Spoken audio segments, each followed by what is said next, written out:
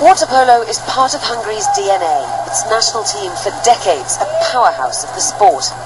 They've won 9 Olympic gold medals, led to victory the last 3 times by coach Denis Kemény. Athens, Okay. Beijing and Sydney. We have 39 gold medals because 13 each.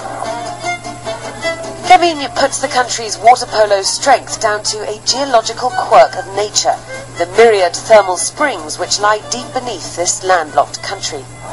Other countries, they have the chance in sea, in lake, in rivers from May to September. Hungary had 12 months a year.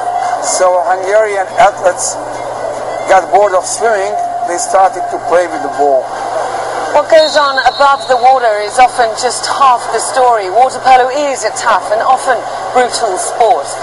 But the blood spilt in the water in a pool in Melbourne in 1956 came to represent the blood that had been spilt on the streets of Budapest. Sports reflecting the politics of war.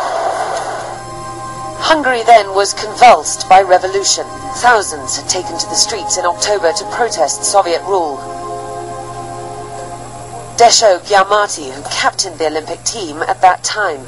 He tells me how he snuck out of the training compound in the hills above Budapest to join the revolution. I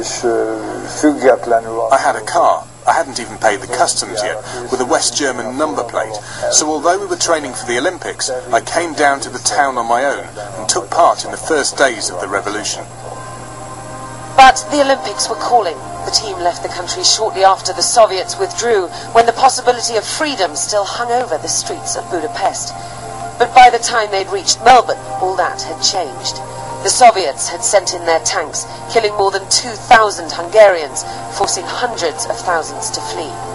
Then the team found out they were playing the Soviet Union in the semi-finals. Try to imagine such a situation, that a superpower destroys your country with weapons and tanks, a country that has never asked for that power to be there, and after the revolution is crushed, you have to face the representatives of that Soviet power.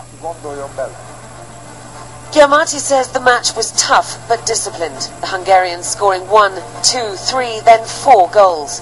Nothing untoward till the last few moments, when one of the Soviet team rose out of the water and elbowed Hungarian scorer Ervin Zador in the face.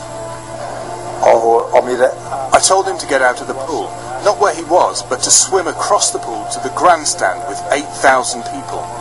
By the time he'd swum over, the blood had trickled down onto his chest, so he looked like he was coming from the butcher's, and the audience exploded. In the paranoia of the Cold War, Zador's image seized the imagination of a world shocked by the crushing of the Hungarian Revolution.